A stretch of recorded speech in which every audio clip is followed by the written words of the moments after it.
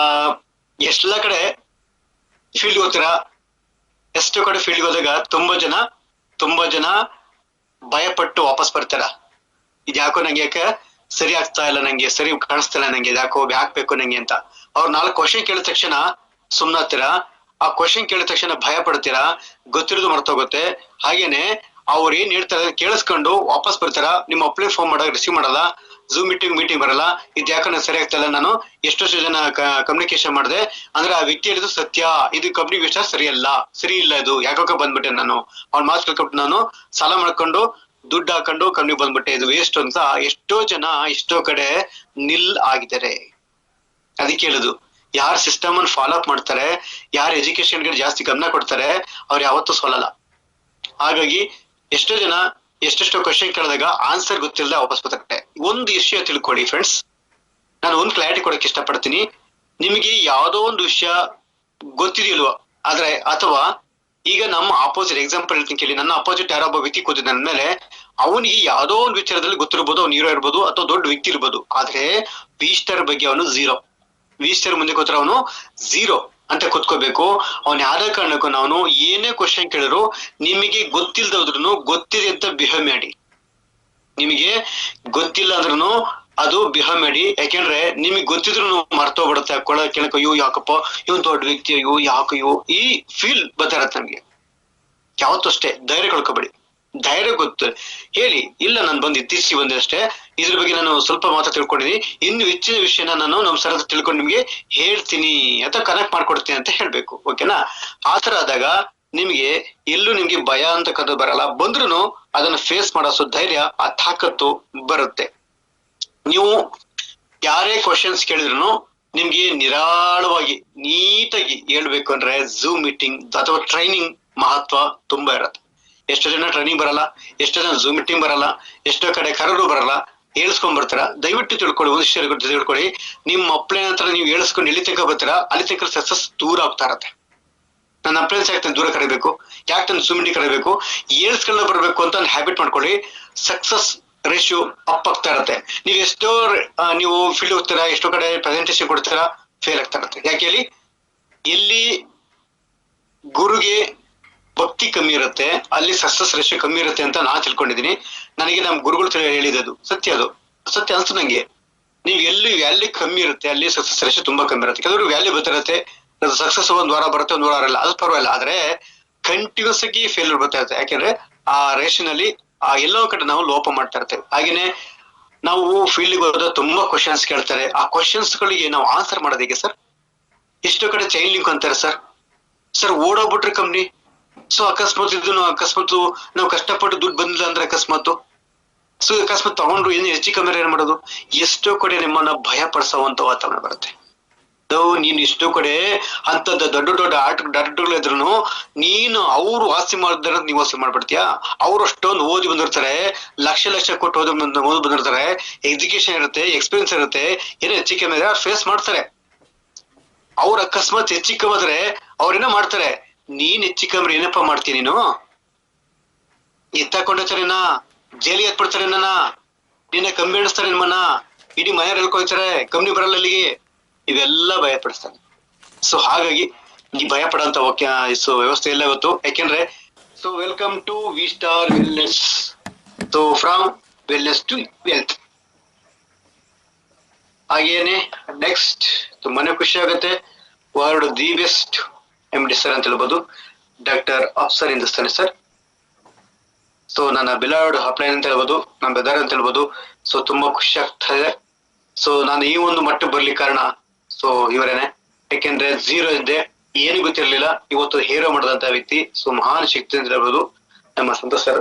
ಹಾಗೇನೆ ನೆಕ್ಸ್ಟ್ ಕಂಪನಿಯ ಪಿಲ್ಲರ್ಗಳು ಇವರೆಲ್ಲ. ಒಂದ್ ಮನೆ ಬಲಿಷ್ಠವಾಗಿ ನಿಂತ್ಕೊಂಡಿದೆ, ಚೆನ್ನಾಗಿ ಕಾಣ್ತಿದೆ ಅಂದ್ರೆ ಅದ್ರ ಪಿಲ್ಲರ್ ಮೇನ್ ಕಾರಣ. ಅಂದ್ರೆ ಒಂದು ಅಂಶ ನೀರಿನಲ್ಲಿ ಓಡ್ತಾ ಇರತ್ತೆ, ಅಯ್ಯೋ ಇಷ್ಟು ಚೆನ್ನಾಗಿ ಕಾಣುತ್ತಲ್ಲ ಅಂತಾರೆ, ಆದ್ರೆ ಯಾರಿಗೂ ಗೊತ್ತಿಲ್ಲ ಅದು ಕಾಲ್ ಎಷ್ಟು ರಭಸವಾಗಿ ಬಡಿತದೆ ಅಂತ ಅಲ್ವಾ?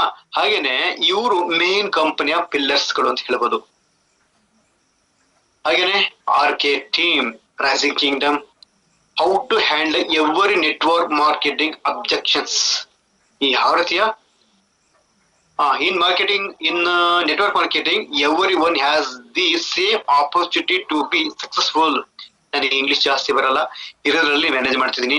ಯಾರು ಮಹಾನ್ ಪಂಡಿತರುಗಳು ಅಕಸ್ಮಾತ್ ಕೂತಿದ್ರೆ ದಯವಿಟ್ಟು ನೀವು ಹೊಟ್ಟೆ ಒಳಗೆ ಹಾಕಲಿ. ಓಕೆ, ನಮಗೆ ಈ ಕ್ವಶನ್ಸ್ ಕೇಳೋದ್ರಲ್ಲಿ ಸುಮಾರು 12 ಕ್ವಶನ್ಸ್ ನಾನು ಇಲ್ಲಿ ಪಟ್ಟಿ ಮಾಡೀನಿ.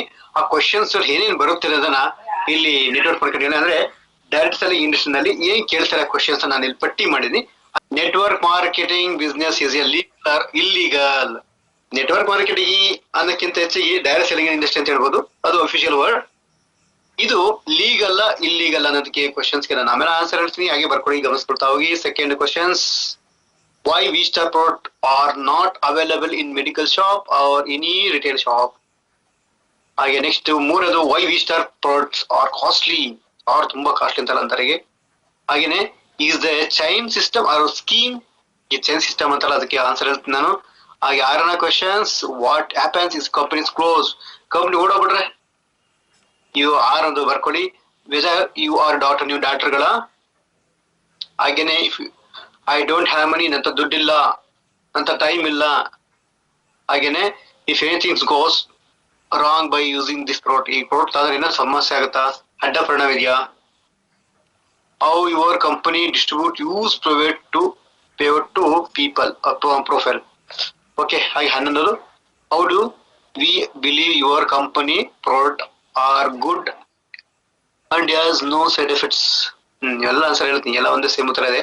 Next 12, there are many company in the direct selling way. What is special about our company, your company? ಇದಕ್ಕೆಲ್ಲ ಆನ್ಸರ್ ಹೇಳೋಣ. Network marketing is A legal business 100%. ಹೌದು, ಇದು ಭಾರತ ಸರ್ಕಾರ ಆಲ್ರೆಡಿ ಅಂಗೀಕಾರ ಮಾಡಿದೆ, ಅದಕ್ಕೂ ಆಕ್ಟ್ ಸಹ ಮಾಡಿದೆ. ಈ ಆಕ್ಟ್ ಪ್ರಕಾರನೇ ಇವೆಲ್ಲ ನಡೀತಕ್ಕಂಥದ್ದು. ಸೊ ಈ ಕೋವಿಡ್ ಟೈಮ್ ಅಲ್ಲಿ ಸುಮಾರು 64,000 ಕೋಟಿ ನಿವ್ವಳ ಲಾಭನ ಭಾರತ ಸರ್ಕಾರಕ್ಕೆ ತಂದು ಕೊಡ್ತು ಈ ಒಂದು ಕೋವಿಡ್ ಟೈಮ್ ಅಲ್ಲಿ. ಅರ್ಥ ಮಾಡ್ಕೊಳ್ಳಿ, ಯಾವ ಇಂಡಸ್ಟ್ರಿ ನಾನು ಅವತ್ತು ಆ ಟೈಮ್ ಅಲ್ಲಿ ರನ್ನಿಂಗ್ ಇರಲ್ಲ, ಇದ್ರೂ ಕಡಿಮೆ ರೇಷನ್ ಇದ್ರು. ಆದ್ರೆ ಆ ಕೋವಿಡ್ ಟೈಮ್ ಅಲ್ಲಿ ಎಲ್ರು ಏನ್ ಬೇಕಿತ್ತು, ಆರೋಗ್ಯ ಬೇಕಿತ್ತು. ಆರೋಗ್ಯ ಎಂತ ಆರೋಗ್ಯ ಬೇಕಿತ್ತು, ಇಮ್ಯೂನಿಟಿ ಪವರ್ ಬೇಕಿತ್ತು. ಇಮ್ಯೂನಿಟಿ ಪವರ್ ಎಲ್ಲಿ ಸಿಗುತ್ತೆ, V-Star ಸಿಕ್ತು. ಹೈಯೆಸ್ಟ್ ಪ್ರಾಡಕ್ಟ್ಗಳು ಅವಾಗ್ಲೇ ಸೇಲ್ ಆಗಿದ್ದು, ಹೈಯೆಸ್ಟ್ ರ್ಯಾಂಕ್ ಗಳು ಅವಾಗ್ಲೇ ಆಗಿದ್ದು, ಹೈಯೆಸ್ಟ್ ಇನ್ಕಮ್ ಅವಾಗ್ಲೇ ನಮ್ಗೆ ಸಿಕ್ಕಿದ್ದು, ಹೌದಲ್ವಾ. ಸೊ ಹಾಗೇನೆ ಇದು ಲೀಗಲ್ ಅಂತ, ಅದಕ್ಕೆ ಸ್ವಲ್ಪ ಗೊತ್ತಾಗ್ಬೇಕಲ್ವಾ, ಅದ್ ಯಾವ ರೀತಿ ಲೀಗಲ್ ಅಂತ. MLM ಅಥವಾ ಡೈರೆಕ್ಟ್ ಸೆಲ್ಲರ್, ಇದರಲ್ಲಿ MLM ಅಂದ್ರೆ ಮಲ್ಟಿ ಲೆವೆಲ್ ಮಾರ್ಕೆಟಿಂಗ್ ಅಂತ ಹೇಳ್ತೀವಿ. ಓಕೆನಾ. ಇದರಲ್ಲಿ ಪ್ರಹ್ಲಾದ್ ಜೋಶಿ ಅವರು minister of consumer affairs, food and public distributions ಆಗಿದ್ದಾರೆ ಇವರು. ಸೊ ನಮ್ಮ ಕರ್ನಾಟಕದ ಹೆಮ್ಮೆ ಅಂತ ಹೇಳ್ಬೋದು. ಇಲ್ಲಿ ಬಂತು ವಿಚಾರ, why V-Star product are not available in medical shop or retail shop. ಯಾಕೆ ನಿಮ್ ಮೆಡಿಕಲ್ ಶಾಪ್ ಸಿಗಲ್ಲ ಸರ್, ಯಾಕೆ ಸರ್ ಈ ಮೆಡಿಕಲ್ ಶಾಪ್ ಇರ್ಬೋದು, ನಮ್ಮ ಪಕ್ಕದ ಅಂಗಡಿಯಲ್ಲಿ ಶೆಟ್ರ್ ಅಂಗಡಿಯಲ್ಲಿ ಯಾಕೆ ಸಿಗಲ್ಲ ಸರ್ ಅಂದಾಗ, ಯಾಕೆ ಶೆಟ್ರ್ ಅಂಗಡಿ ಕೊಡ್ಬೇಕು, ಆಯ್ತರಪ್ಪ ಕೊಟ್ಟೆ ಅನ್ಕೊಳ್ಳಿ. ಕೊಟ್ರೆ ಯಾರು ಜಾಸ್ತಿ ಪ್ರಮೋಷನ್ ಮಾಡ್ತಾರೆ ಗೊತ್ತಾ, ಯಾವ್ದ್ರಲ್ಲಿ ಜಾಸ್ತಿ ಲಾಭ ಇದೆ, ಯಾವ್ದು ಜಾಸ್ತಿ ಅವ್ರಿಗೆ income source of multi source of ಅವ್ರಿಗೆ ಬರುತ್ತೆ ಲಾಭಗಳು, ಅದನ್ನ ಜಾಸ್ತಿ ಫೋಕಸ್ ಮಾಡ್ತಾರೆ. ಎಕ್ಸಾಂಪಲ್, ಈಗ ಯಾವ್ದೋ ಒಂದು XYZ ಮಾತ್ರ ತಗೊಂಡ್ರಿ, ನೆಕ್ಸ್ಟ್ ಅದೇ ತರ ಮಾತ್ರ ಬೇಕು ಅಂತ ಆಸ್ತಿ ತಗೊಂಡೋಗಿ ಕೊಟ್ರೆ, ಅವನು ಇನ್ನೊಂದು ಯಾವ್ದೋ ಕಂಪ್ನಿ ಅವನ ಹತ್ರ ಬಂದಿರ್ತವೆ, ಸರ್ ಈಗ ಕೊಟ್ರಲ್ಲ ಮೊನ್ನೆ ಆ ಪ್ರಾಡಕ್ಟ್ ಗಿಂತ ಈ ಒಂದು ಮಾತ್ರ ಇನ್ನೂ ನಿಮ್ಗೆ ಚೀಫಸ್ಟ್ ಸಿಗುತ್ತೆ, ಮಾರ್ಜಿನ್ ಜಾಸ್ತಿ ಸಿಗುತ್ತೆ, ನಿಮ್ಗೆ ಆಫರ್ ಕೊಡ್ತೀವಿ, ಫಾರಿನ್ ಟ್ರಿಪ್ ಕೊಡ್ತೀವಿ, ಇದನ್ನ ಪ್ರಮೋಷನ್ ಮಾಡಿದಾಗ, ಸರ್ ಇದು ನಾನು ಕೇಳ್ತೀನಿ, ಸರ್ ಮನೆ ಕೊಟ್ರ ಮಾತ್ರ ಕೊಡಿದಾಗ, ಇಲ್ಲ ಅದಕ್ಕಿಂತ ಸೂಪರ್ ಇದೆ, ಸೇಮ್ ಇರುತ್ತೆ, ಸ್ವಲ್ಪ ಕಂಪ್ನಿ ಚೇಂಜ್ ಆಗ್ಬಿಟ್ರೆ ತಗೊಳ್ಳಿ ಅಂತ ಅದನ್ನ ಪ್ರಮೋಷನ್ ಮಾಡ್ತಾರೆ, ಹೌದಲ್ವಾ. ಹಾಗಾಗಿ ಆ ತರ ಪ್ರಮೋಷನ್ ಆದ್ರೂ ಓಕೆ ಪರವಾಗಿಲ್ಲ. ಆದ್ರೆ ಇದನ್ನೆಲ್ಲ ಮೆಡಿಕಲ್ ಶಾಪ್ ಕೊಟ್ರೆ ನಾನು, ನೀವು, ಪ್ರೇಮ ಯಾರೆಲ್ಲ ಬರ್ತಿದ್ವಾ, ಯಾವ ಡೈಮಂಡ್ ಹಾಕ್ತಿದ್ರ ಅವರು, ಬರ್ತಿರ್ಲಿಲ್ಲ, ಹೌದಲ್ವಾ. ಸೊ ಇಲ್ಲಿ ಒಂದು ವರ್ಗ ಒಂದು ಹಂತಕ್ಕೆ ಬಂದ್ರೆ ಇಲ್ಲಿ ಹಲವಾರು ಜನಗಳಿಗೆ ಇವತ್ತು ಆಶ್ರಯ ಆಗತ್ತೆ, ಸಾವಿರಾರು ಜನಗಳಿಗೆ ಜಾಬನ್ನು ಕೊಡಬಹುದು, ಆರೋಗ್ಯ ಕೊಡುವಂತ ಅವಕಾಶ ಇಲ್ಲಿ ಸಿಗುತ್ತೆ. ಅದಕ್ಕೋಸ್ಕರ ನೆಟ್ವರ್ಕ್ ಮಾರ್ಕೆಟಿಂಗ್ ಅಲ್ಲಿ ಒಂದು ವಿಷಯ ಅರ್ಥ ಮಾಡಕ್ ಇಷ್ಟಪಡ್ತೀನಿ, ಒಂದು ಲೀಗಲ್ ಆಗಿ ಒಂದು ವಿಷಯ ಹೇಳಕ್ ಇಷ್ಟಪಡ್ತೀನಿ.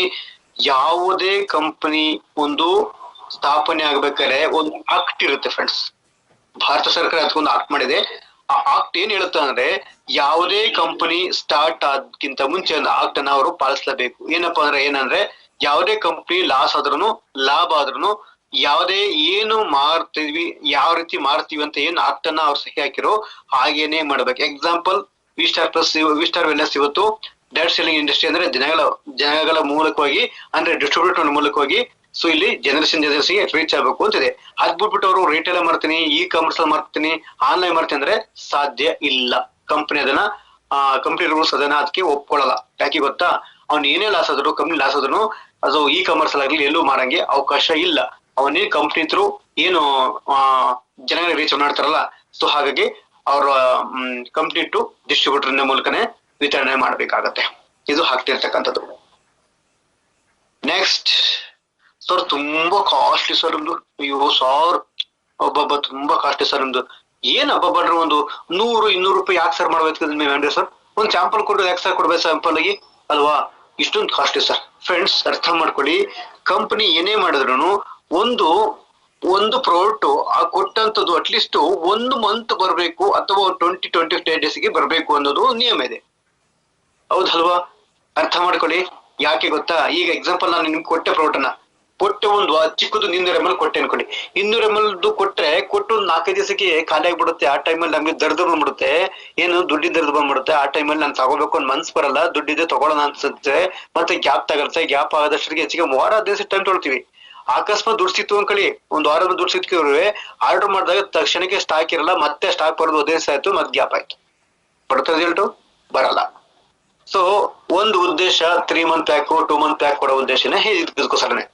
ಹಾಗೇನೆ ಇಲ್ಲಿ ನೀವು ಅರ್ಥ ಮಾಡಿಸ್ಲಿಕ್ಕೆ ಟ್ರೈ ಮಾಡ್ತೀವಿ. ನಮ್ಮಲ್ಲಿ ತುಂಬಾ ಹೈಯೆಸ್ಟ್ ಇಂಗ್ರೀಡಿಯಂಟ್ಸ್ ಹಾಕಿರ್ತಂತ ಪ್ರಾಡಕ್ಟ್ ನಮ್ಗೆ ಗೊತ್ತಿರೋ ಪ್ರಕಾರ ನಮ್ಮ ಗೈನೆಕಾಪ್. ಈ ಗೈನೆಕಾಪ್ ಸುಮಾರು 40ಕ್ಕಿಂತ ಹೆಚ್ಚು ಇಂಗ್ರೀಡಿಯಂಟ್ಸ್ ಹಾಕಿದೆ. ಆದ್ರೆ ಇವೆಲ್ಲ ಎಮ್ಡಿಸರು ಒಂದೊಂದು ಇಂಗ್ರೀಡಿಯಂಟ್ಸ್ ಯಾಕೆ ಅಷ್ಟೊಂದು ಹಾಕ್ಬೇಕಾಯ್ತು? ಇಷ್ಟೊಂದ 4-5 ಹಾಕ್ಬಿಟ್ಟು ಸ್ವಲ್ಪ ನೀರ್ ಹಾಕ್ಬಿಟ್ಟು ಕೊಡ್ಬೇಕಲ್ಲ, ಯಾಕೆ ಇಷ್ಟೊಂದು ಹಾಕಿರು? ಯಾಕೆಂದ್ರೆ ರಿಸಲ್ಟ್ ಅಷ್ಟು ಚೆನ್ನಾಗಿ ಬರ್ಬೇಕು. ರಿಸಲ್ಟ್ ಓರಿಯೆಂಟೆಡ್ ಪ್ರಾಡಕ್ಟ್ ಅನ್ನು ಕೊಟ್ಟಿದ್ದೀನಿ, ಇದು ಜನಗಳು ಅಕ್ಸೆಪ್ಟ್ ಪಡಬೇಕು. ವರ್ಲ್ಡ್ ವೈಡ್ ಇದು ನಮ್ದು ಕಂಪನಿ ಫೇಮಸ್ ಆಗ್ಬೇಕು ಅನ್ನೋ ಉದ್ದೇಶ ಇಟ್ಕೊಂಡು ಇವತ್ತು ದುಡ್ಡಿಗೋಸ್ಕರ ಆಸೆ ಪಡಲ್ಲ, ಇವತ್ತು ಕ್ವಾಲಿಟಿಗೋಸ್ಕರ ಮತ್ತು ಉತ್ತಮ ಗುಣಮಟ್ಟದ ಒಂದು ಪ್ರಾಡಕ್ಟ್ಗೋಸ್ಕರ ನಮ್ಮ ಕಂಪನಿ ತುಂಬಾ ಆಸಕ್ತಿನ ವಹಿಸ್ತು. ಆದ್ರೆ ಇದೇ ಪ್ರಾಡಕ್ಟ್ ನ ಅಕಸ್ಮಾತ್ ಒಂದೊಂದು ಇಂಗ್ರೀಡಿಯಂಟ್ಸ್ 200 ml ಅಥವಾ 200 ರೂಪಾಯಿ ಅಂತ ಅಕಸ್ಮಾತ್ ಅನ್ಕೊಂಡ್ರು. ಎಕ್ಸಾಂಪಲ್ 200 ರೂಪಾಯಿ ಅನ್ಕೊಳ್ಳೋಣ. 200 ರೂಪಾಯಿ ಅನ್ಕೊಂಡ್ರು 40ಕ್ಕಿಂತ ಹೆಚ್ಚು ನಮ್ಮ ಇಂಗ್ರೀಡಿಯಂಟ್ಸ್ ಇದೆಯಲ್ಲ, ಅದನ್ನ 200 ರೂಪಾಯಿ ಅಂತ ಅನ್ಕೊಂಡ್ರು 40ಕ್ಕೆ ಎಷ್ಟು ಆಯ್ತು? ಅಲ್ಲಿಗೆ 8,000 ರೂಪಾಯಿ ಇದೆ ಫ್ರೆಂಡ್ಸ್. 8,000-9,000 ರೂಪಾಯಿ ದುಡ್ಡು ಆಗುತ್ತೆ. ಅರ್ಥ ಮಾಡ್ಕೊಳ್ಳಿ. ಹಾಗಾದ್ರೆ ನಮ್ದು ಬರೀ 1,500 ರೂಪಾಯಿ ಸಿಗುತ್ತೆ ಗೈನೆಕಾಪ್. ಇದು ಜಾಸ್ತಿನೋ ಅದು ಜಾಸ್ತಿನೋ? ಅರ್ಥ ಮಾಡ್ಕೊಳ್ಳಿ. ಇವತ್ತು ಒಂದು ಕೇಸರ್ ಇದೆಯಲ್ಲ, ಆ ಕೇಸರ್ 1 kgಗೆ ಸುಮಾರು 8 ಲಕ್ಷ ಇದೆ ಫ್ರೆಂಡ್ಸ್. ನಮ್ಮ ಗೈನೆಕಾಪ್ಗೆ ಕೇಸರ್ನು ಸಹ ಹಾಕಿದ್ದಾರೆ. ಅರ್ಥ ಮಾಡ್ಕೊಳ್ಳಿ. ಹಾಗಾದ್ರೆ ಇವತ್ತು ಆ ಕೊಡಂತದ್ದು ತುಂಬಾ ಕಡಿಮೆ ರೇಟ್ ಅಲ್ಲಿ ನಿಮಗೆ ಕೊಡ್ತಾ ಇದೆ ಫ್ರೆಂಡ್ಸ್, ಹೌದಲ್ವಾ? ಹಾಗೇನೆ ಇಲ್ಲಿ ಕಾಸ್ಟ್ಲಿನ ವಿಚಾರಕ್ಕೆ ಬಂದಾಗ ಒಂದು ಎಕ್ಸಾಂಪಲ್ ಕೊಡ್ಬೋದಾ? ಒಂದು ಇಮ್ಯೂಟಿ ಕಪ್ ತೊಗೊಳ್ತೀನಿ. ಒಂದು ಇಮ್ಯೂಟಿ ಕಪ್ ತೊಗೊಳ್ಳೋಣ. ಒಂದು ನಿಮಿಷ. ಈಗ ಡೈಬೋ ಕಪ್ಪಿಗೆ ಬರ್ಮಾಡೋಣ ಒಂದ್ಸಲ. ಈ ಡೈಬೆ ಕಪ್ಪಿಗೆ ಬಂದಾಗ ಈ ಡೈಬೆ ಕಪ್ ಎಕ್ಸಾಂಪಲ್, ಈಗ ಒಬ್ಬ ವ್ಯಕ್ತಿ ಡೈಲಿ ಕನ್ಸ್ಯೂಮ್ ಮಾಡ್ತಾ ಇದ್ದಾನೆ ಮಾತ್ರೆಗಳನ್ನ, ಡೈಲಿ ನುಂಗ್ತಿದ್ದಾನೆ. ನುಂಗಿ ಡೌನ್ ಆಗ್ತಿದ್ಯಾ? ಈಗ ನಿಮ್ಗೆ ಶೀತ, ನೆಗಡಿ, ಕೆಮ್ಮು, ಜ್ವರ ಆಯ್ತು, ಆಗತ್ತಲ್ವಾ? ಆ ಶೀತ, ನೆಗಡಿ, ಕೆಮ್ಮು, ಜ್ವರ ಕಮ್ಮಿ ಆದ್ಮೇಲೆ ಮಾತ್ರೆಗಳನ್ನ ಮತ್ತೆ ನುಂಗ್ತೀರಾ? ಕಮ್ಮಿ ಆದ್ರೂ ಇಲ್ಲ ಅಲ್ವಾ? ಆದ್ರೆ ದಯವಿಟ್ಟು ಮೀಟ್ ಮಾಡಿಸ್ಕೊಳ್ಳಿ, ಯಾರು ಮೀಟ್ ಮಾಡಿ ಅಲ್ವಾ? ಈಗ ಒಂದು ಕಾಯಿಲೆ ವಾಸಿ ಆದ್ಮೇಲೆ ಮಾತ್ರೆ ನುಂಗ್ಬೇಕು ಅಲ್ವಾ? ಹಾಗಾದ್ರೆ ಈಗ ಮಾತ್ರೆಗಳನ್ನ ಇವತ್ತು ಅರ್ಥ ಮಾಡ್ಕೊಳ್ಳಿ. BP, ಶುಗರು ಅಥವಾ ಹಾರ್ಟಿನ ಸಮಸ್ಯೆ ಇರ್ಬೋದು, ಅಥವಾ ಥೈರಾಯ್ಡ್ ಸಮಸ್ಯೆ ಇರೋದು, ಯಾಕೆ ಲೈಫ್ ಟೈಮ್ ನುಂಗ್ಬೇಕು ಅಂತ ಡಾಕ್ಟರ್ ಹೇಳ್ತಾರೆ?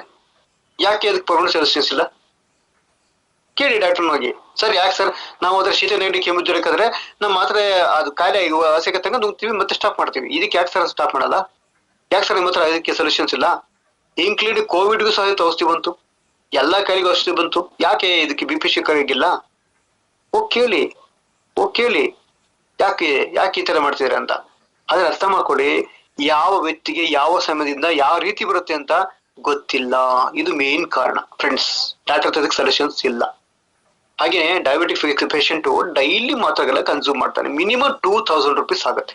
ಮಿನಿಮಮ್ 2,000 ರೂಪೀಸ್ ಆಗುತ್ತೆ ಅಲ್ವಾ? ಅವನ್ ಮಾತ್ರೆಗಳು ನುಂಗಿ ಕಮ್ಮಿ ಆಗ್ಬೇಕಲ್ವಾ? ಡೌನ್ ಆಗ್ಬೇಕಲ್ವಾ? ಆದ್ರೆ ಯಾಕೆ ಮತ್ತೆ ತಪ್ಪಾಗುತ್ತೆ? ಮತ್ತೆ ಯಾಕೆ ಅವನಿಗೆ ಇನ್ಸುಲಿನ್ ಪ್ರಮಾಣಕ್ಕೆ ಹೋಗ್ಬಿಡುತ್ತೆ. ಇನ್ಸುಲಿನ್ ಬಂತು ಅಂದ್ರೆ ಅರ್ಥ ಮಾಡ್ಕೊಳ್ಳಿ, ಅವನು ಲಾಸ್ಟ್ ಚಾನ್ಸ್ ಮುಗೀತು ಅಂತ.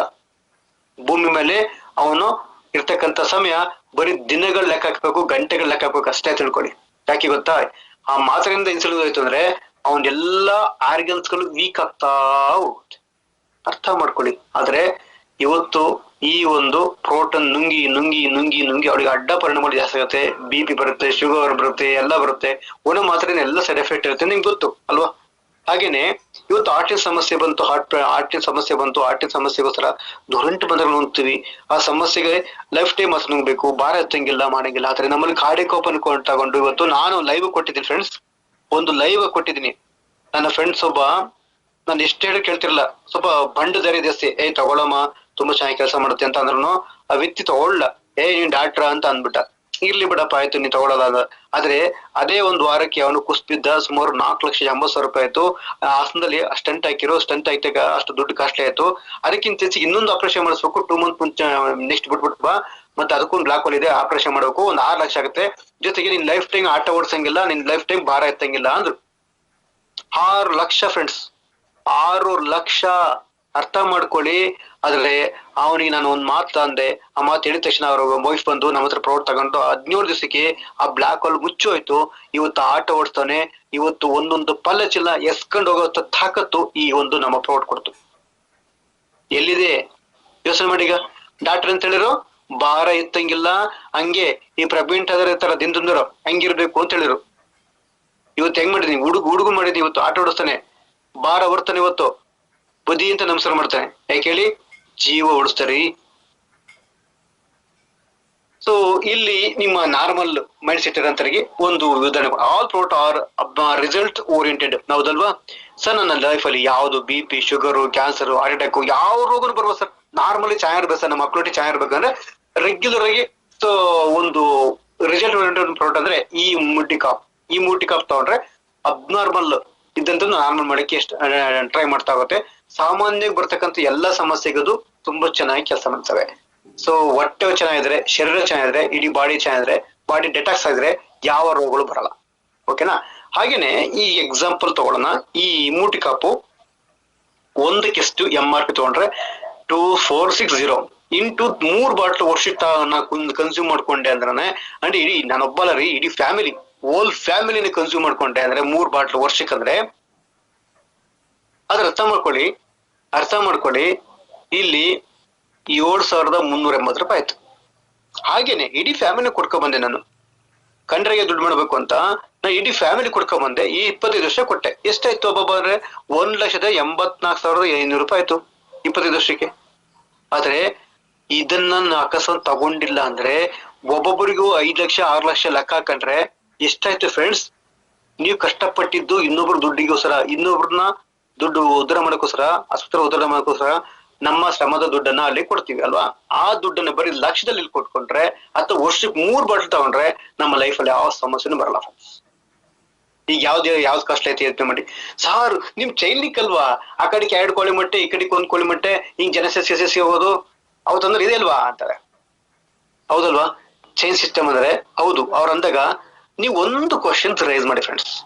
ಅವ್ರ ಚೈನ್ ಸಿಸ್ಟಮ್ ಅಂದ್ರೆ ಒಂದೇ ಒಂದು ಕ್ವಶನ್ ರೈಸ್ ಮಾಡಿ. ಹಿಂಗ್ ಗೊತ್ತಾ ಸರ್, ಚೈನ್ ಸಿಸ್ಟಮಾ ಹಂಗೆ ಹೇಳ್ಬೇಕು, ಚೈನ್ ಸಿಸ್ಟಮಾ ಸರ್ ಹಂಗಂದ್ರೆ ಏನ್ ಸರ್ ಅಂತ ಅವ್ರನ್ನ ಕೇಳಿ.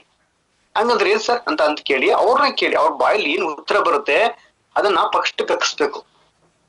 ಚೈನ್ ಸಿಸ್ಟಮ್ ಅದು ಗೊತ್ತಿಲ್ಲ, ಹೇಳಿ ಸರ್ ಚೈನ್ ಸಿಸ್ಟಮ್ ಅಂದ್ರೆ ಅಂದಾಗ, ಓ ಸರ್ ನೀವು ಈ ತರ ಹೇಳ್ತಿದ್ದೀರಾ? ನೋ ಸರ್ ನಮ್ದು ಆ ತರ ಅಲ್ಲ ಸರ್, ಸಾರಿ ಸರ್. ಓಕೆ ಹಾ ಇದು ಆ ತರ ಸರ್, ನಮ್ದು ಆ ತರ ಅನ್ಬೇಕು. ಓಕೆ ಪರವಾಗಿಲ್ಲ, ಅವ್ರ ರೂಟಿಗೆ ಹೋಗೋಣ. ಹಾ ಓಕೆ ಸರ್ ಆಯ್ತು, ನಿಮ್ಮ ರೂಟಿಗೆ ಬರ್ತೀನಿ ನಾನು. ಚೈನ್ ಸಿಸ್ಟಮ್ ಅಂದ್ರಲ್ಲ ಸರ್, ಓಕೆ ಸರ್. ನಾನು ನೀವು ಇಡೀ ಪ್ರಪಂಚ, ಇಡೀ ಸೃಷ್ಟಿ ಇದೆಯಲ್ಲ, ನಾವೇನು ಉದ್ಭವ ಮೂರ್ತಿಗಳ ಸರ್? ನಮ್ ತಾತ ಮುತ್ತಾತ ಅವರೆಲ್ಲ ಬಂದ್ರಲ್ಲ, ಜನರೇಷನ್ ಬಂದಲ್ಲ, ನಾವ್ ಹಾಗೆ ಬಂದ್ವ ಸರ್. ಇದು ಚೈನ್ ಲಿಂಕ್. ಪ್ರಪಂಚದಲ್ಲಿ ಯಾವುದೇ ವಸ್ತುನು, ಯಾವುದೇ ವಿಚಾರನು ಒಂದಕ್ಕೊಂದು ಲಿಂಕ್ ಇಲ್ಲ ಅಂದ್ರೆ ಅದು ಬರಲ್ಲ. ಒಬ್ಬ ಬಸ್ ಓಡಿಸ್ಬೇಕು ಜನ ಬೇಕು, ಒಬ್ಬ ಡಾಕ್ಟರ್ಗೂ ಜನ ಬೇಕು, ಎಲೆಕ್ಷನ್ ನಿಂತರನಿಗೂ ಜನ ಬೇಕು ಅಲ್ವಾ? ಪ್ರತಿಯೊಂದಕ್ಕೂ ಜನ ಬೇಕು ಅಂದ್ಮೇಲೆ ಇದು ಹೆಂಗ್ ಚೈನ್ ಲಿಂಕ್ ಅಂತ ಹೇಳ್ತೀರಾ ಸರ್? ಆಯ್ತು, ಚೈನ್ ಲಿಂಕ್ ಅನ್ಕೊಳ್ಳೋದು. ಚೈನ್ ಲಿಂಕ್ ಇಲ್ಲದ್ರೆ ಯಾವ ವಿಚಾರ ಇಡೀ ಪ್ರಪಂಚದಲ್ಲಿ ಯಾವುದೂ ಇಲ್ಲ. ಎಲ್ಲದಕ್ಕೂ ಒಬ್ಬರು ಲಿಂಕ್ ಇರಲೇಬೇಕು, ಹೌದಲ್ವಾ? ತಿನ್ನಂತ ಅನ್ನ ನಾನ್ ತಯಾರು ಮಾಡಿಲ್ಲ, ಯಾರೊಬ್ಬ ರೈತ ಬೆಳಿತೇನೆ, ಅದು ಮಿಲ್ಲಿ ಬರುತ್ತೆ, ಮಿಲ್ಲಿಂದ ಅದು ಡಿಸ್ಟ್ರಿಬ್ಯೂಟರ್ ಬರುತ್ತೆ, ಆಮೇಲೆ ರಿಟೇಲ್ ಬರುತ್ತೆ, ಆಮೇಲೆ ಕಸ್ಟಮರ್ ಆಗುತ್ತೆ, ಕಸ್ಟಮರ್ ಬಂದ್ಬಿಡುತ್ತೆ, ಹೌದಲ್ಲ? ಸೊ ಹಾಗಾಗಿ ಯಾವ ವಿಚಾರನಿಲ್ಲದೆ ಇವತ್ತು ಒಂದು ವಸ್ತು ನಮ್ಮ ಹತ್ರ ರೀಚ್ ಆಗಕ್ಕೆ ಸಾಧ್ಯನೇ ಇಲ್ಲ. ಓಕೆನಾ? ಇವತ್ತು ಪೊಲೀಸ್ ಇಲಾಖೆ ಹಾಕಬಹುದು, ಗಮನಿಸ್ಕೊಡಿ. ಹಾಗೇನೆ ನಮ್ಮ ಫ್ಯಾಮಿಲಿ ಮೆಂಬರ್ಸ್ ಹೇಳಿದ ಹಾಗೆ. ಸೊ ನೆಕ್ಸ್ಟ್ ಸರ್, ಕಂಪ್ನಿ ಓಡೋದ್ರೆ ಏನ್ ಮಾಡೋದು ಸರ್? ಕಂಪ್ನಿ ಓಡೋದ್ರೆ ಏನ್ ಮಾಡೋದು ಸರ್ ಅಂತಾರಲ್ಲ. ಸೊ ಇದಕ್ಕೆ ಏನ್ ಆನ್ಸರ್ ಹೇಳ್ಬೇಕು ಅಂದ್ರೆ ಸಿಂಪಲ್ ಲಾಜಿಕಲಿ ಏನ್ ಗೊತ್ತಾ? ಸರ್, ನೀವು ಒಂದು ನಿಮ್ಮ ಮನೆ ಪಕ್ಕದಲ್ಲಿ ಇರ್ತಕ್ಕಂಥ ಅಂಗಡಿಲಿ ಹೋಗ್ಬಿಟ್ಟು ಸಕ್ಕರೆ ತಗೋತಾರ, ಒಂದ್ ಅಂಗಡಿ ಸಕ್ಕರೆ ತಗೋತಾರ, ದುಡ್ಡು ಕೊಡ್ತೇ ತಗೋತಾರ, ಕ್ಲಿಯರ್. ಸರ್, ನಾಳೆ ಅಥವಾ ಒಂದು ವಾರ ಬಿಟ್ಟು ಮತ್ತೆ ಸಕ್ಕರೆ ತರಕ್ ಹೋದಾಗ ಅಂಗಡಿ ಕ್ಲೋಸ್ ಆಯ್ತು, ಇಲ್ಲ, ಬಾಗ್ಲಾಕೊಂಡು ಹೋಗಿದ್ದಾರೆ, ಏನ್ ಮಾಡ್ತಾರೆ? ಅಯ್ಯೋ ಸಕ್ಕರೆ ತರಕ್ ಹೋಯ್ದು ಅದಕ್ಕನಪ್ಪ ಅಂತ ಬಾಯ್ಬಿಡ್ತಾರೆ. ಇಲ್ಲ, ಯಾಕೆ ಬಾಯ್ಬಿಟ್ಕೊಳ್ಳದ? ನೀವು ದುಡ್ಡು ಕೊಟ್ರೆ ಅವನು ಏನ್ ಕೊಟ್ಟ ಮುಗಿತ್ತು, ಹೌದಲ್ವಾ? ಹಾಗೇನೆ ನಿಲ್ಲೂ ಅಷ್ಟೇನೆ, ಕಂಪ್ನಿಗೆ ದುಡ್ಡು ಕೊಟ್ರಿ, ಪ್ರಾಡಕ್ಟ್ ಕೊಡ್ತು, ಸೊ ವೈ ನಾಟ್? ನೀವೇನ್ ಬರ್ನೋಡಾಕಿರಾ? ಆಕ್ಚುಲಿ ಕಂಪ್ನಿ ನಿಮ್ಮ ನೋಡು ಭಯ ಪಡ್ಬೇಕು, ನೀವೆಲ್ಲ ಓಡೋಗ್ಬಿಡ್ತಾರ ಅಂತ. ಕಂಪ್ನಿ ಓಡೋಗಲ್ಲ ರೀ, ನಿಜ. ಕರೆಕ್ಟ್. ಕಂಪ್ನಿ ಹೊತ್ತು ಓಡ್ತಾ ಇದೆ, ಜಿಲ್ಲೆಗೆ, ರಾಜ್ಯಕ್ಕೆ, ದೇಶಕ್ಕೆ ಓಡ್ತಾ ಇದೆ. ಹೌದು, ಓಡುವ ಕಂಪನಿ ನಮ್ದು, ನಿಲ್ಲುವ ಕಂಪನಿ ಅಲ್ಲ. ಹಾಗೇನೆ ಅರ್ಥ ಮಾಡ್ಕೊಳ್ಳಿ, ಇವತ್ತು ನಮ್ಮ ಕಂಪನಿ ಓಡೋತಂದ್ರೆ ನೀವೇನ್ ಕೊಟ್ಟಿರ? ಸೊ ಅದಕ್ಕೆ ಹೇಳುತ್ತೆ ನೋಡಿ, IBE ಅಂತ ಹೇಳ್ತೀವಲ್ಲ, ಇಂಡಿಪೆಂಡೆಂಟ್ ಡಿಸ್ಟ್ರಿಬ್ಯೂಟರ್ ನೆಟ್ವರ್ಕ್ ಅಂತ ಹೇಳಿವಲ್ಲ, ನಾವು ಸ್ವತಂತ್ರ ವಿತರಕರು ಅಂತ. ನೀವು ದುಡ್ಡು ಕೊಟ್ರಿ, ಕಂಪ್ನಿ ಒಂದು ನೋಡಿ, ಕಂಪ್ನಿನದು ಒಂದು ಪ್ಲಾಟ್ಫಾರ್ಮ್, ಕಂಪನಿ ಒಂದು ಪ್ಲಾಟ್ಫಾರ್ಮ್. ಪ್ರಾಡಕ್ಟ್ ಇದಿಲ್ಲ, ಅದೊಂದು ಮಾಧ್ಯಮ ಅಷ್ಟೇ, ಒಂದು ಮೀಡಿಯಾ. ನೀವು ದುಡ್ಡು ಕೊಟ್ಟಿದ್ದಕ್ಕೆ ಪ್ರಾಡಕ್ಟ್ ಕೊಡ್ಬೇಕಲ್ಲ, ಅದು ಎಂತದ್ದು ಕೊಡೋದ? ಜೀನಿಯಂ ಪ್ರಾಡಕ್ಟ್, ವರ್ಲ್ಡ್ ಕ್ಲಾಸ್ ಪ್ರಾಡಕ್ಟ್. ಇಡೀ ಇಂಡಿಯಾದಲ್ಲಿ first time liquid mode items ಬಂದಿರೋದು ಇದೆ, ಫಸ್ಟ್ ಟೈಮ್. ಅದು ಆಯುರ್ವೇದದಲ್ಲಿ ಲಿಕ್ವಿಡ್ ಮೋಡ್ ಐಟಮ್ಸ್, ಅದರಲ್ಲೂ ಸುಮಾರು 12ಕ್ಕಿಂತ ಹೆಚ್ಚು ಸರ್ಟಿಫೈಡ್ ತಗೊಂಡ್ರಂತ.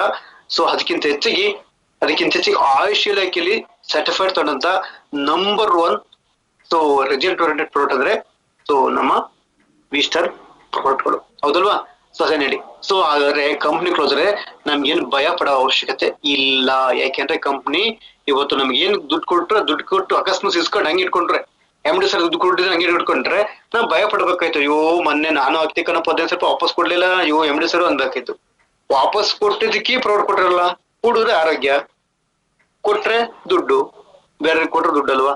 ಹಾಗಾಗಿ ಇದಕ್ಕೂ ವರಿ ಮಾಡ್ಕೊಳ್ಳೋದು ಬೇಡ. ಓಕೆ, ಇದು ಬ್ಯೂಟಿಫುಲ್ ವರ್ಡ್ಸ್ ನೀವು ಗಮನಿಸ್ಕೋಬಹುದು. ನೆಕ್ಸ್ಟ್ ಇದರಲ್ಲಿ ಮುಖ್ಯ ಅಸೆಟ್ ಅಂದ್ರೆ ನೋಡಿ, ಕಂಪನಿ ಯಾವ್ದೇ ಅಕಸ್ಮಾತ್ ಲಾಸ್ ಆದ್ರೆ ಕಂಪನಿ ಲಾಸ್ ಅನ್ನ ಬರ್ಸ್ಲಿಕ್ಕೆ ಒಂದು ಅಸೆಟ್ ಅನ್ನ ಮೂಲ ಇಟ್ಕೋಬೇಕು ಅಂತ ಒಂದು ನಿಯಮ ಇದೆ. ಹಾಗಾಗಿ ನಮ್ಮ ಕಂಪ್ನಿಲಿ ನಮ್ಮ MD ಸರ್ಗೆ ತುಂಬಾ ಅಸೆಟ್ಗಳಿದೆ. ಓಕೆನಾ? ಲಾಸ್ ಅಂತೂ ಆಗೋದಿಲ್ಲ. ಹಾಗೆ ರಾಷ್ಟ್ರೀಯ ಪದ್ಮಭೂಷಣ ಸನ್ಮಾನ್ 2024 ಕೊಟ್ಟಿದೆ, ತುಂಬಾ ಖುಷಿ ಆಗತ್ತೆ. ಚಾಂಪಿಯನ್ ಆಫ್ ಡೈರೆಕ್ಟ್ ಸೆಲ್ಲಿಂಗ್ 2021 ಕೊಟ್ಟಿದ್ದಾರೆ. ಹಾಗೆ business icon award G Kannada news ಅಲ್ಲಿ ಕೊಟ್ಟಿರೋಂಥದ್ದು. ಹಾಗೇನೆ ಪ್ರೈಡ್ ಆಫ್ ನೇಷನ್ಸ್, ಇದು ಪಾಂಡಿಚೇರಿ ಮತ್ತು ಆಂಧ್ರ ಪ್ರದೇಶ ಸರ್ಕಾರ ರಾಜ್ಯಪಾಲರು ಕೊಟ್ಟಿರೋಂಥದ್ದು, ನೀವು ಗಮನಿಸ್ಕೋಬಹುದು. ಹಾಗೆ ಇಂಟರ್ನ್ಯಾಷನಲ್ ಅವಾರ್ಡ್ ಅನ್ನು ಗಮನಿಸ್ಕೋಬಹುದು. Wellness product company of the year ಅಂತ 2022 ನಮ್ಮ ದುಬೈ ಸರ್ಕಾರ ನೋಡಿ, ಎಲ್ಲಿ ಬೇಕಾದ್ರೂ ನಾವು ರಾಜರೋಷ ಮಾಡಬಹುದು. ಇಲ್ಲಿ ಅಂದ್ರೆ ನಮ್ಮಲ್ಲಿ ಮುಖ್ಯವಾಗಿ ಈ ಮಂಗಳೂರು, ಕೇರಳ ಇದೆಯಲ್ಲ, ಮತ್ತೆ ದುಬೈ, ಈ 3 ಕಡೆ ತುಂಬಾ ಜನ ಬುದ್ಧಿವಂತಿರ್ತಾರೆ. ಅದು ಅಂತ ಕಡೆ ರಾಜರೋಷ ಮಾಡುತ್ತಂದ್ರೆ ಅರ್ಥ ಮಾಡ್ಕೊಳ್ಳಿ. ಹಾಗೇನೆ ಏಷ್ಯಾ ಲೀಡರ್ಸ್ ಎಕ್ಸಲೆಂಟ್ ಅವಾರ್ಡ್ ಅನ್ನ ಇವತ್ತು ಸಿಂಗಾಪುರ್ ಅಲ್ಲಿ ಸಿಕ್ಕಿರಂತ ನೀವು ಗಮನಿಸ್ಕೋಬಹುದು. ಇವೆಲ್ಲ ಯಾರು ಕೊಡ್ತಾರೆ? ಸುಮ್ಮನೆ ಕೊಡ್ತಾರ? ಇಲ್ಲ.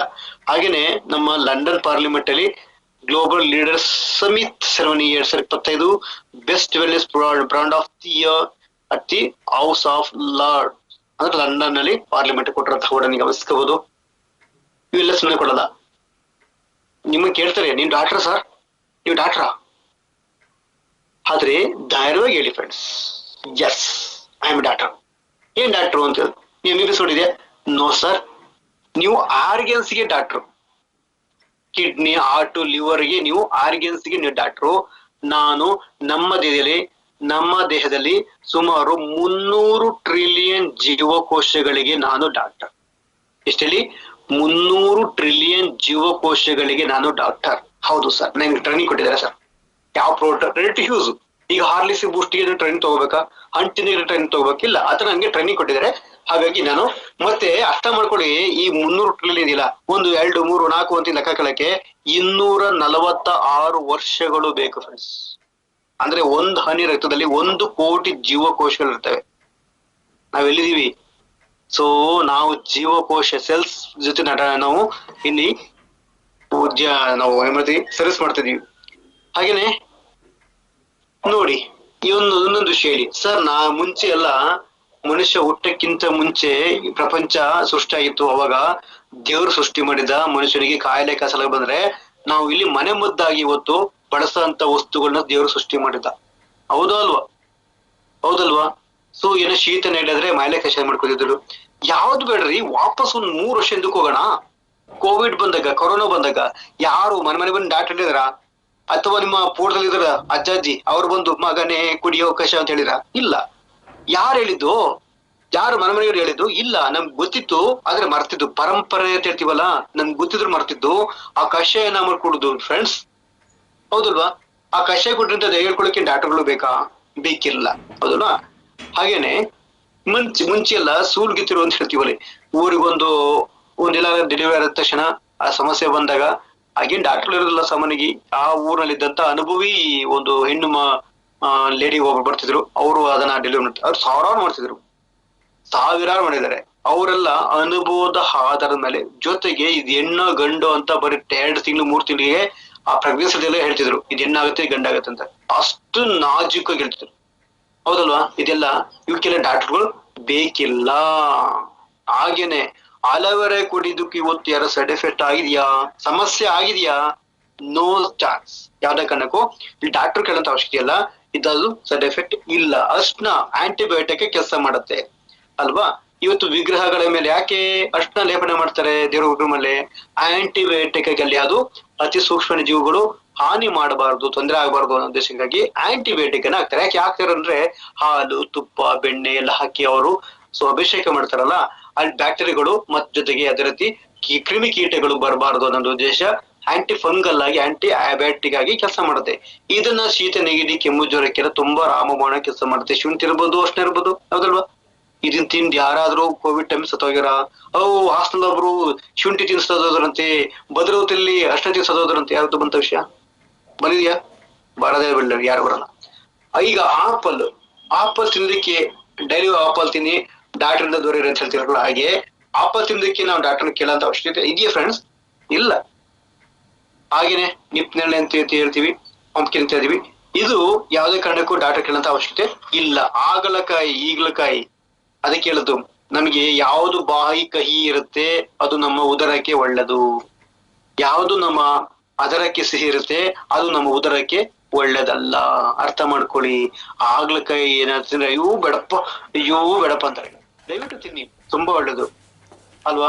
ಡಯಾಬಿಟಿಕ್ ನಮ್ಮ ಲೈಫ್ ಬರ್ಬಾರ್ದು ಅಂದ್ರೆ ಆಗ್ಲಕಾಯಿನ ತಿನ್ನಿ. ಇದು ತಿಂದ್ರೆ ಸರಿ ಆಗತ್ತಾ? ಇಲ್ಲ. ಇದು ಡಾಕ್ಟರ್ ಕೇಳಂತ ಅವಶ್ಯಕತೆ ಇರೋದಿಲ್ಲ. ನೆಕ್ಸ್ಟ್ ಬರ್ತಾ ಇದೀನಿ. When you use such product very concerned in doctor ಕೇಳಂತ ಅವಶ್ಯಕತೆ ಇಲ್ಲ. ಬೇವು ಎಷ್ಟು ಎಕ್ಸಾಂಪಲ್, ಇವತ್ತು ಅಮ್ಮ ಆಯ್ತು ಅಂದ್ರೆ, ನಮ್ಮ ಮಗ್ಳಿಗೆ ಒಂದ್ಸಲ ಅಮ್ಮ ಆಗಿತ್ತು ಈಗ ಇತ್ತೀಚೆಗೆ. ಅವಾಗ ಡಾಕ್ಟರ್ ಕೇಳಿದ ತಕ್ಷಣ ಅವ್ರ ಒಂದೇ ಮಾತಾಡೋದು. ಇನ್ಯಾರಾದ್ರೆ ಸಖತ್ ಟ್ರೈ ಮಾಡ್ತಿದ್ರು, ಹಂಗ್ ಮಾಡೋದು ದುಃಖಿತ್ತು ಅಂತ. ಅವ್ರ ಒಂದೇ ಮಾತಾಡೋದು, ಒಳ್ಳೆ ಡಾಕ್ಟರ್ ಕೇಳೋರು, ಸರ್ ನಮ್ಮ ಹತ್ರ ಇದಕ್ಕೆ ಸೊಲ್ಯೂಷನ್ಸ್ ಇಲ್ಲ, ನೀವ್ ಏನ್ ದೇವ್ರಿಗೆ ಇವ್ರು ಅಂತ ಮಾಡ್ಕೊತೀರೋ ಅದನ್ನ ಮಾಡ್ಕೊಡಿ ಸರ್, ವಾಸಿ ಆಗತ್ತೆ. ಕರೆಕ್ಟ್. ಯಾಕೆ ಹೆಂಗ್ ವಾಸಿತ್ತು ಅಂದ್ರೆ, ಈ ಬೇವಿನ ಸೊಪ್ಪಲ್ಲಿ ಆಂಟಿ ಬ್ಯಾಕ್ಟೀರಿಯಾಗಳು ಒಂದು ಏಜೆಂಟ್ ಆಗಿ ಕೆಲಸ ಮಾಡುತ್ತೆ. ಅಲ್ಲಿ ಇದ್ದಂತ ಅತಿ ಸೂಕ್ಷ್ಮ ಜೀವಿಗಳು ಹೊರ ಹೋಗುತ್ತೆ. ಮತ್ ಜೊತೆಗೆ ಬರ್ತಕ್ಕಂತ ನೆಬೆಗಳು, ಹುರಿಭೂತನ ಶಮನ ಮಾಡೋಷ್ಟು ಕೆಪಾಸಿಟಿ ಈ ಒಂದಿದೆ. ಆ ಬ್ಲಡ್ ಅಲ್ಲಿ ಇದ್ದಂತ ಬ್ಯಾಡ್ ಕೊಲೆಸ್ಟ್ರಾಲ್ ರಿಮೂವ್ ಮಾಡುತ್ತೆ. ಆ ಬ್ಲಡ್ ಅಲ್ಲಿ ಇದ್ದಂತ ಅತಿ ಸೂಕ್ಷ್ಮ ಜೀವಿಗಳನ್ನ ಮತ್ತೆ ಮಾರಕ ರೋಗಾಣುಗಳನ್ನ ಹೊರ ಹಾಕುವಂತ ಶಕ್ತಿ ಇದಕ್ಕಿದೆ. ಸ್ಕಿನ್ ಸಂಬಂಧಪಟ್ಟಂತೆ ಬಹು ಪಾತ್ರವನ್ನ ಈ ಒಂದು ಬೇವು ವಹಿಸುತ್ತೆ. ಅದಕ್ಕೋಸ್ಕರ ನಮ್ಮ ಹಿಂದೂ ಸಂಪ್ರದಾಯದ, ದಯವಿಟ್ಟು ಬೇಜಾರು ಮಾಡ್ಕೊಳ್ಳಿ, ನಮ್ಮ ಹಿಂದೂ ಸಂಪ್ರದಾಯದಲ್ಲಿ ಒಂದೊಂದು ಹಬ್ಬಕ್ಕೂ ಒಂದೊಂದು ವಿಶೇಷತೆ ಇದೆ, ಹೌದಲ್ವಾ? ಈಗ ಸಂಕ್ರಾಂತಿ ಮಾಡ್ಬೇಕಾದ್ರೆ ಆ ಟೈಮಿಗೆ ಒಂದು ತಿನ್ನಂತ ಬಯಕೆ ಮಾಡ್ಕೊಳ್ತಾರೆ. ಯುಗಾದಿ ಹಬ್ಬ ಅದಕ್ಕೊಂದು ಟೈಪ್ ಮಾಡ್ತಾರೆ, ಒಂದು ಭಕ್ಷ್ಯ ಭೋಜನ ಮಾಡ್ತಾರೆ, ಹೌದಲ್ವಾ? ಆ ಟೈಮಿಗೆ ಆದ ವಾತಾವರಣಕ್ಕೆ, ಋತುಗಳಿಗೆ ಸಮಾನವಾಗಿ ಆ ಒಂದು ಪದಾರ್ಥಗಳನ್ನ ಹಿಂಗಾರ್ ತಿನ್ನಿ ಅಂತ ಹೇಳ್ತಾರಲ್ಲ. ಹಾಗಾಗಿ ಆ ಒಂದು ಸಮಯದಲ್ಲಿ ನೀವು ಬೆಲ್ಲ ಬೇವನ್ನ ತಿನ್ನಿ ಅಂತ ಹೇಳ್ತಾರೆ. ಹಾಗೆ sir I have no money, ಎಲ್ಲ ಪ್ಲಾನ್ ಕೇಳಿಸ್ತಾರೆ, ಎಲ್ಲ ಆಗುತ್ತೆ, ಇನ್ನೇನು ದುಡ್ಡು ಕೇಳಬೇಕಷ್ಟು ಟೈಮಲ್ಲಿ ಯಾರಾದ್ರೂ ಹುಷಾರಿಲ್ಲಾಗತ್ತೆ, ಒಬ್ರಿಗೆ ಕ್ವಾಣ ಕರಕ್ ಬಿಡುತ್ತೆ, ಒಬ್ರಿಗೆ ಉಂಜ ಮಟ್ಟೆ ಇಟ್ಬಿಡುತ್ತೆ, ಇವೆಲ್ಲ ಸಮಸ್ಯೆಗಳು ಮಾಡುತ್ತೆ. ಯಾಕೆ ಗೊತ್ತಾ? ಎಲ್ಲ ಕೇಳಿಸ್ಕೊಂಡ ತಕ್ಷಣ ಲಾಸ್ಟ್ ಒಂದೇ ಮಾತಾಡ್ತಾರೆ, ಸರ್ ದುಡ್ಡಿಲ್ಲ ಸರ್. ನಾವು ಜಾನಿಗಾಗಿ ಸರ್ ನಾ 100% ಆಗ್ತೀನಿ ಅಂತ ದುಡ್ಡಿಲ್ಲ. ಯಾರ್ಥ ಇಲ್ಲ ಅಂತಾರೆ ಅವ್ರಥ ದುಡ್ಡಿದೆ. ಈಗ ನಾವು ದುಡ್ಡಿನ ವ್ಯಕ್ತಿ ಕೊಡಿಸ್ತಲ್ಲ, ದುಡ್ಡು ಯಾರಿಗಿಲ್ಲ ಆ ವ್ಯಕ್ತಿ ದುಡ್ಡು ಕೊಡಿಸ್ತಾ ಕೊಟ್ಟಿರೋದು ನಾವು, ಹೌದು ತಾನೆ? ಹಾಗಾಗಿ ನೀವು ಯಾವುದೇ ಕಾರಣಕ್ಕೂ ನೋಡಿ ಅಂತ ಅವ್ರು ಡ್ರಾಮಾ ಮಾಡ್ತಾ ಇರ್ತಾರೆ. ಸಾಮಾನ್ಯವಾಗಿ ದುಡ್ಡಿಲ್ಲ ಅಂತ ಡ್ರಾಮಾ ಮಾಡ್ತಾ ಇರ್ತಾರೆ. ಆ ಡ್ರಾಮಕ್ಕೆ ನೀವು ಪಾತ್ರಧಾರಿ ಆಗ್ಬೇಡಿ. ಹೆಂಗ್ ಗೊತ್ತಾ? ಸಿಂಪಲ್ ಆಗ ಮೂಗಿಡಿಬೇಕು ಅಷ್ಟೇ. ಮೂಗಿಟ್ರೆ ಬಾಯ್ ಬಿಡ್ತಾರೆ. ಹಾಗಾಗಿ ನೀವು ಹೇಗ್ ಕನ್ವಿನ್ಸ್ ಮಾಡ್ತಾ ಇದ್ರ ಮೇಲೆ ಡಿಪೆಂಡ್ ಆಗತ್ತೆ. ಆದ್ರೆ ಅರ್ಥ ಮಾಡ್ಕೊಡು. ಒಂದು ಎಕ್ಸಾಂಪಲ್ ಹೇಳ್ತೀನಿ.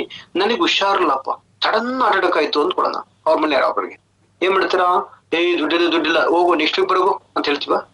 ಅಥವಾ ಅವ್ರ ಮಿಸಸ್ ಪ್ರೆಗ್ನೆನ್ಸಿ ಡೆಲಿವರಿ ಟೈಮ್ ಅಂತ ಬೇಡ ದುಡ್ಡಿಲ್ಲ, ಒಂದ್ 6 ತಿಂಗಳು ಮುಂದಕ್ಕೆ ಹೋಗು ಹೇಳಿರ್ತೀವ? ಹೇಳ ಸಾಧ್ಯನೇ ಇಲ್ಲ. ಸಾಲ ಯಾವ್ದು ಬೇಡ್ರಿ, ಎಲ್ಲಕ್ಕಿಂತ ಯಪ್ಪ ದೊಡ್ಡಪ್ಪ ಅಂದ್ರೆ ನಮ್ಮ ಮೊಬೈಲ್. ಏನಾರು ಬಿದ್ದು ದೊಡ್ಡದೋಯ್ತು ಅಂದ್ರೆ ದುಡ್ಡಿಲ್ಲ ಅಂದ್ರೂ ಸಾಲ ಮಾಡಿದ್ರೆ ತುಪ್ಪ ತಿನ್ಬೇಕು ಅಂತ ಇಷ್ಟಪಡ್ತಾರೆ. ಬಡ್ಡಿ ಮಗನ್ ಮೊದ್ಲೇ ಫೋಟೋ ತೆಗೆದ್ರೆ ಅದು ನನ್ ಮುಖದ ತೋರಿಸಿರಲ್ಲ, ನೆಟ್ವರ್ಕ್ ಗೊತ್ತಿರಲ್ಲ, ಬಡ್ಡಿ ಮಗೊಂದು ಒಳ್ಳೆ ತಗೋಬೇಕು ಅಂತ ಇನ್ನೂ 5,000 ರೂಪಾಯಿ ಎಕ್ಸ್ಟ್ರಾ ಕೊಡ್ತಾತಾರೆ, ಹೌದಲ್ವಾ? ಮಗುಗೆ ಫೀಸ್ ಕಟ್ಬೇಕು, ಆಲ್ ಟಿಕೆಟ್ ಕೊಡಲ್ಲ, ಏನ್ ಮಾಡ್ತಾರೆ ಅಲ್ವಾ? ದುಡ್ಡು ಹಂಚಲ್ವಾ? ನಮ್ಮೂರ್ ಹೆಂಗೆ ಅಂದ್ರೆ ಲೈಟ್ ಲೆಫಿಫ್ಗಳು ಜಾಸ್ತಿ. ಕಟ್ಟಿಂಗ್ ಫ್ರೆಂಡ್ಸ್ ಅಂದಾಗ್ಲೇ KB ಬಿಲ್ ಕಟ್ಟೋದು, ಗ್ಯಾಸ್ ಮುಗಿದ ತಕ್ಷಣನೇ ಓಡೋದ್ ಗ್ಯಾಸ್ ತುಂಬಿಸೋದು. ಸೊ ಲಾಸ್ಟ್ ಮೂಮೆಂಟ್ ಇಟ್ಕೋತಾರೆ. ಹಂಗೇನೆ ದುಡ್ಡು ಇರುತ್ತೆ ಫ್ರೆಂಡ್ಸ್, ಮನಸ್ಸಾಕ್ಷಿ ಹೋಗ್ತಾರಲ್ಲ ಅಷ್ಟೇ. ಇಫ್ ಯು ಲಾಸ್ 15,000 ರೂಪಾಯಿ ಅಕಸ್ಮಾತ್ ಕಳೆದೋಯ್ತಪ್ಪ, ಇಲ್ಲ ಇಟ್ಕೊಂಡಿರಿ ಬಿದೋಯ್ತು, ಹೋಯ್ತು, ಯಾರು ಕೊಟ್ರು ಹೋಯ್ತು, ಅಥವಾ ಜೇಲ್ ತೂತಾಯ್ತು ಹೋಯ್ತು, ಏನು ಬರ್ಬಾದ್ ಆಗ್ಬಿಡ್ತೀರಾ? ಅಥವಾ ಏನ್ ಬಾಯ್ ಬಡ್ಕ ಕೂತ್ಬಿಡ್ತಾರೆ, ಹೋತಲಪ್ಪ ದುಡ್ಡು ಅಂತ ಮುಗೀತು. ಹೇಳ್ರೆ ಬಂಡಿ ಹೇಳು, ಮನೇಲಿ ಬಾಯಿ ಬಂದ ಬೈತಾರೆ ಗಂಡಸರೆಲ್ಲ. ಅದಕ್ಕೂ ಏನ್ ಮಾಡ್ತಾರೆ ಅಂದ್ರೆ, ನೀವು ಹೇಳಲ್ಲ ಕೇಳಲ್ಲ ಸುಮ್ಮನಿರ್ತೀರ. ಅಕಸ್ಮಾತ್ ದುಡ್ಡು ಸಿಕ್ಬಿಡ್ತು ಅಂಕಡೆ ಏನ್ ನೀವು ಕೊಟ್ಟಿದ್ವಿ ಹೇಳ್ತೀರಾ? ನೋ, ಯಾವ್ದೇ ಕಾರಣಕ್ಕೂ ಸಿಕ್ಕಿಲಿ ಕಳೀಲಿ ಏನೂ ಆಗಲ್ಲ.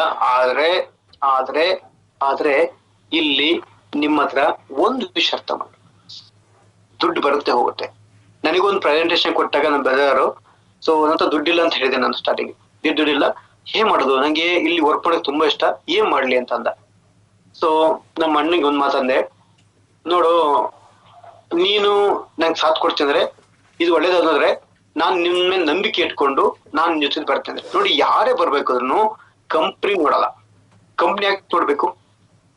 ನನ್ನ ಪಕ್ಕದಲ್ಲಿ ನನ್ನ ಹೆಸರಿಗೆ ಯಾರು ಕೂತಾನೆ ಅವನ ನಂಬ್ತಾರೆ, ಅವನ ಬಾಡಿ ಲ್ಯಾಂಗ್ವೇಜ್ ನಂಬ್ತಾರೆ, ಅವನ ಆಟಿಟ್ಯೂಡ್ ನಂಬ್ತಾರೆ, ಅವನ ಬಿಹೇವಿಯರ್ ನಂಬ್ತಾರೆ, ಸೊ ಅವನ ಡ್ರೆಸ್ ಕೋಡ್ ನಂಬ್ತಾರೆ, ಅವನ ಮಾತಿ ಮೇಲೆ ಭರವಸೆ ಇಡ್ತಾರೆ. ಹಾಗೆಯೇ ನಾನು ಅಷ್ಟೇನೆ ನಂತ ದುಡ್ಡಿಲ್ಲ ಅಂತ ಫಸ್ಟ್ ಹೇಳ್ದೆ. ನಂತ ದುಡ್ಡಿಲ್ಲ ಇಲ್ಲ ಅಂತಲೇ ಫಸ್ಟ್ ಹೇಳಿದ್ದು. ಅವ್ರು ಮೂಗಿಡ್ಕೊಂಡ್ರು, ಹಂಗ ಇಟ್ಕೊಳ್ಳಲ್ಲ, ಬಾಯ್ ಬಿಡ್ಸಿರು, ನನ್ನ ಲೈಫ್ ಸ್ಟೈಲ್ ಬಗ್ಗೆ ಹೇಳ್ಯಾರು. ನೀನ್ ಹಿಂಗ ಆಗ್ತೀಯಾ, ಈ ತರ ಆಗ್ತೀಯಾ, ನಿಂಗೆ ಈ ತರ ಸಿಗುತ್ತೆ ದುಡ್ಡು, ಈ ತರ ನಿಂಗೆ ಸಪೋರ್ಟ್ ಕೊಡ್ತೀನಿ ಅಂತಾಗ ನಂತೊಂದು 5,000 ರೂಪಾಯಿ ಇತ್ತು. ಅಲ್ಲಿ ಇಲ್ಲಿ ಸ್ವಲ್ಪ ಆ ಕಡೆಗೆ ಆ ಜಿರ್ಗಿ ಡಬ್ಬ, ಸಾಕ್ಸು ಡಬ್ಬ, ಆ ಡಬ್ಬ ಈ ಡಬ್ಬ ಕಲೆಕ್ಟ್ ಮಾಡಿ ಒಂದು 11,000 ರೂಪಾಯಿ ಸಿಕ್ತು. ಆಗ ಲಾಗಿನ್ಸ್ ಮೋಸ್ಟ್ ಆಫ್ ಆಲ್ ಆಗಲ್ಲ, 11,000 ರೂಪಾಯಿ ಇತ್ತು ಮೋಸ್ಟ್ ಆಫ್ ಆಲ್ ಹಾಗೆ. ಸೊ ಜನಿಗೆ ಅದೇ 100 ಅದೇ. ಆದ್ರೆ ಆಗಿದ ತಕ್ಷಣಕ್ಕೆ ಪ್ರಾಡಕ್ಟ್ ಕೊಟ್ರು. ಆ ಪ್ರಾಡಕ್ಟ್ ನನಗೆ ಬಳಸ್ಕೊಂಡೆ, ಉಳಿದನ್ನ ನಮ್ಮ ಕಸ್ಟಮರ್ ಡಿಸ್ಟ್ರಿಬ್ಯೂಟ್ ಮಾಡಿದೆ, ಲಾಭ ಬಂತು. ಆ ಲಾಭ ನಂಗೆ ರಿಕವರಿ ಆಯ್ತು, ವಾಪಸ್ ನಮ್ಮ ಮನೆಗೆ ತಗೊಂಡು ದುಡ್ಡು ಇಟ್ಟೆ. ಇಷ್ಟೇ ಅಲ್ವಾ? ದುಡ್ಡು ಕಮ್ಸಮ್ ಡ್ರಾಪ್ಸ್ ಬರುತ್ತೆ ಹೋಗುತ್ತೆ. ಈ ಸಮಸ್ಯೆಯಿಂದ ಆಚೆ ಬರ್ಲಿಕ್ಕೆ ಇದೊಂದು ವ್ಯವಸ್ಥೆ. ನೀವ್ ಹೆಂಗ್ ಅರ್ಥ ಮಾಡಿಸಿ ಹೇಳ್ತೀರಾ ಅದ್ರ ಮೇಲೆ ಡಿಪೆಂಡ್ ಆಗತ್ತೆ, ಓಕೆನಾ? ಹಾಗೇನೆ ನೋ ಟೈಮ್, ನಂತ ದುಡ್ಡಿಲ್ಲ ಅನ್ನಕ್ಕಿಂತ ಹೆಚ್ಚಿಗೆ ಟೈಮ್ ಇಲ್ಲ ಅಂತಾರೆ. ಟೈಮು ಪ್ರತಿಯೊಬ್ಬರು ಇರುತ್ತೆ ಫ್ರೆಂಡ್ಸ್, ಪ್ರತಿಯೊಬ್ಬರು ಇರುತ್ತೆ. ಒಂದು ಎಕ್ಸಾಂಪಲ್, ಒಂದು 24 ಗಂಟೆ ಅನ್ಕೊಡೋಣ sir. If you don't mind, ನಾನು ನಿಮ್ಮ ಹತ್ರ ಒಂದು ಕ್ಯಾಲ್ಕುಲೇಷನ್ ಕೊಡ್ತೀನಿ ಸರ್. 24 ಗಂಟೆ, ಈ 24 ಗಂಟೆ ನಿನ್ನಲ್ಲಿ ನೀವು 8 ಗಂಟೆ ನಿದ್ದೆ ಮಾಡ್ತೀರಾ, 8 ಗಂಟೆ ಜಾಬ್ ಅಥವಾ ವರ್ಕ್ ಅನ್ನ ಮಾಡ್ತೀರಾ, 16 ಗಂಟೆ ಆಯ್ತು. ಇನ್ 4 ಗಂಟೆ ನಿಮ್ ಫ್ಯಾಮಿಲಿ ಕೊಟ್ರೆ 8 16 + 4 20 ಗಂಟೆ ಆಯ್ತು. ಸರ್ ಇನ್ 4 ಅವರ್ ಏನ್ ಮಾಡ್ತೀರಾ? ಸರ್ 4 ಅವರ್ ಏನ್ ಮಾಡ್ತೀರಾ? ಬೇಡ ಸರ್ 3 ಅವರ್ ನೀವು ಇಟ್ಕೊಳ್ಳಿ. 23 ಗಂಟೆ ತಗೊಂಡ್ರೆ 1 ಅವರ್ ಸರ್ ಫ್ರೀ ಆಗಲ್ಲ ಸರ್. 1 ಅವರ್ ನನ್ನ ಟೈಮ್ ಕೊಡಿ ಸರ್, 1 ಅವರ್ ಟೈಮ್ ಕೊಡಿ ಸರ್. ನಿಮ್ಗೊಂದು ಕ್ಯಾಲ್ಕುಲೇಷನ್ ಕೊಡ್ತೀನಿ, ಅರ್ಥ ಮಾಡ್ಕೊಳ್ಳಿ ಸರ್. ಈಗ ನಿಮ್ಗೆ 60 ವರ್ಷಕ್ಕೆ ಕೆಲಸ ಮಾಡ್ತಾರೆ, ಕಂಡರ ಉದ್ಧಾರ ಮಾಡೋಕೋಸ್ಕರ, ಬೇರ್ನ ಬೆಳೆಸಕೋಸ್ಕರ, ಬೇರೆ ಉದ್ಧಾರ ಮಾಡೋಕೋಸ್ಕರ ನಿಮ್ಮ ಏಜ್ 30+30 60 ವರ್ಷ ಅವ್ರೊಟ್ಟಿ ನಿಂತು ಕೆಲಸ ಮಾಡ್ತಾರ. ಆದ್ರೆ 60 ವರ್ಷದಲ್ಲಿ ನೀವು ಭಾನುವಾರ ಒಂದ್ ಬಿಟ್ಟು ಉಳಿದ ಒಂದ್ ವಾರದಲ್ಲಿ 6 ದಿವಸ ಪೂರ್ತಿ ಕೆಲಸ ಮಾಡ್ತೀರಾ, ಹೌದಾ? ಆದ್ರೆ ನಮ್ಮ ಕಂಪನಿಲಿ ಕೇವಲ ವಾರಕ್ಕೆ 1 ದಿವಸ ಕೆಲಸ ಮಾಡಿ 3 ವರ್ಷ ಕಷ್ಟಪಡಿ, ಆದ್ರೆ 60 ವರ್ಷ ಹ್ಯಾಪಿಯಾಗಿರಿ. ವಾರ 1 ದಿವಸ ಕೆಲಸ ಮಾಡಿ ವಾರ ಇಡೀ ಹ್ಯಾಪಿಯಾಗಿರಿ ಸರ್.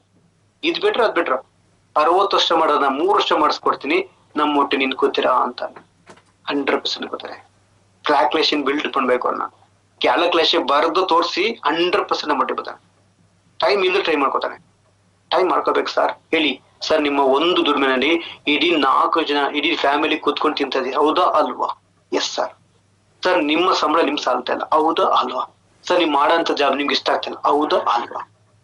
ಏನು ಅಡ್ಜಸ್ಟ್ ಮಾಡ್ತೀವಿ sir. Sir, multiple source of income ಇದ್ರೆ ಎಲ್ಲಿ ಜೀವನ ಮಾಡಕ್ಕಾಗುತ್ತೆ ಸರ್. ಒಂದ್ ಸೋರ್ಸ್ ಆಫ್ ಇನ್ಕಮ್ ಅಲ್ಲಿ ಜೀವನ ಆಗುತ್ತೆ ಸರ್. ಇಟ್ಟು ಬಟ್ಟೆ ಸಮಸ್ಯೆ ಇಲ್ಲ.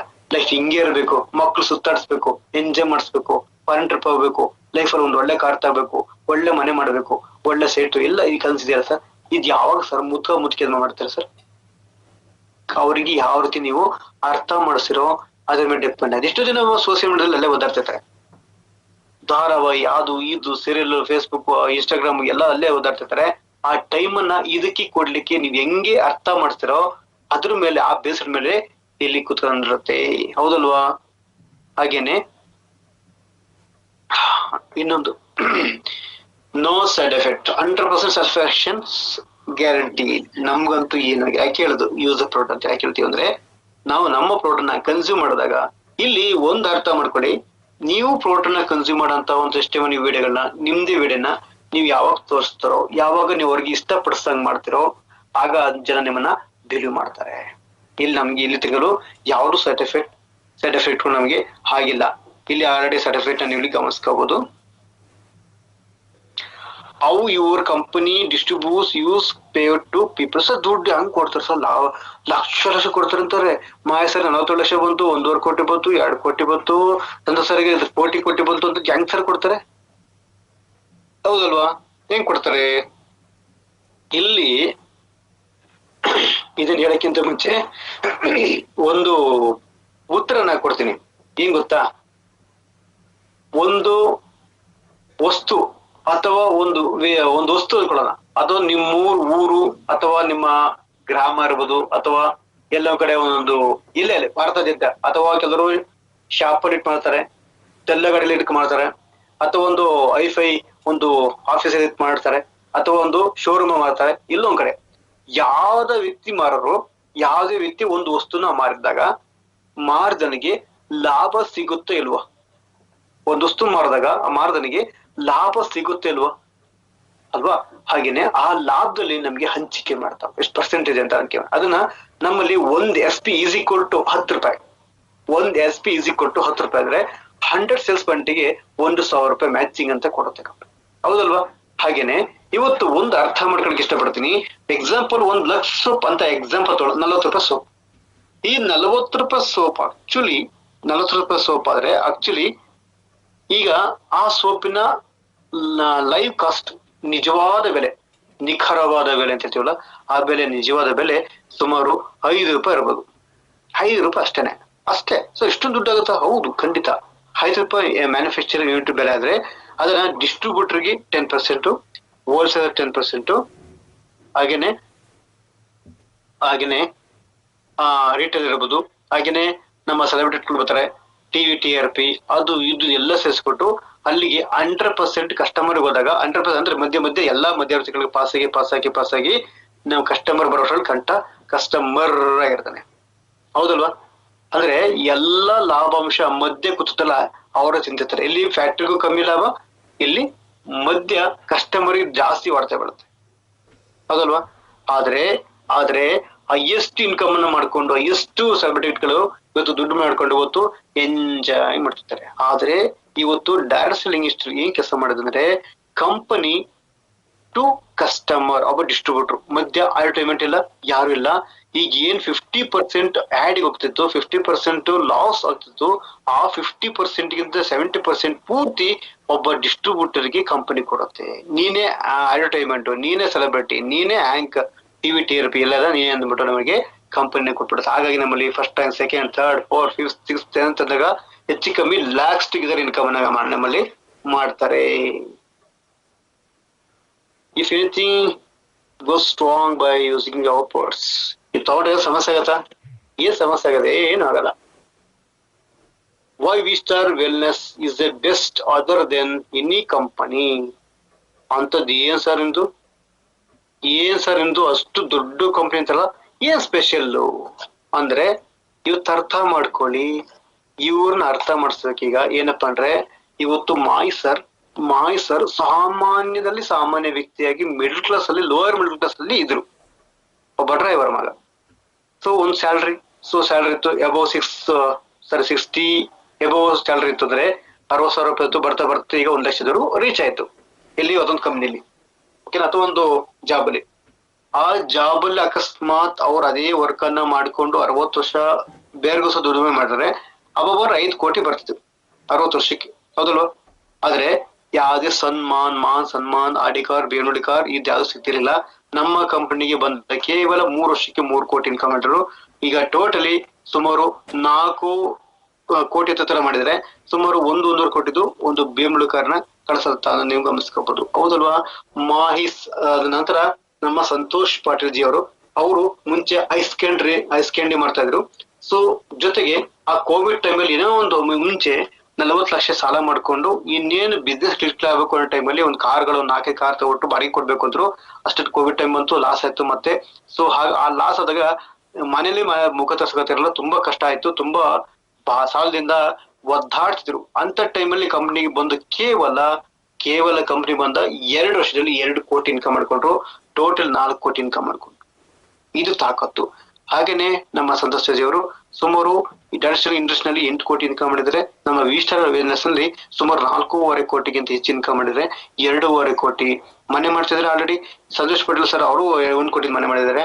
ಹಾಗೇನೆ ಅದಕ್ಕಿಂತ ಹೆಚ್ಚಾಗಿ ಇನ್ನೊಂದು ವಿಷಯ ಹೇಳ್ಬೇಕಂದ್ರೆ, ನಮ್ಮ ಸಂತೋಷ್ ಅವರು ನೆಕ್ಸ್ಟ್ ಬ್ರಾಂಡೆಡ್ ಕಾರ್ನ 1 ಕೋಟಿ ಬ್ರಾಂಡೆಡ್ ಕಾರ್ನ ತೊಳ್ಕೊಂಡಿದ್ದಾರೆ. ಹಾಗೆ ನಮ್ಮ